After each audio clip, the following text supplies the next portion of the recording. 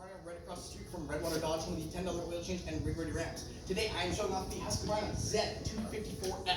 This is one of our higher end 200 series Zero-Turns. As with all of our Zero-Turns, it has a hydrostatic transmission as well as an automatic park brake. When you put the handles out to the side to get off the seat, it will automatically put itself in park. You know, if you have to get a rock or something, then it's not going to kill you. As well, looking at the seats, you'll notice it has the nice little cutout there, so if it rains or anything like that, the water will just drain out. It's actually a very comfortable seat too.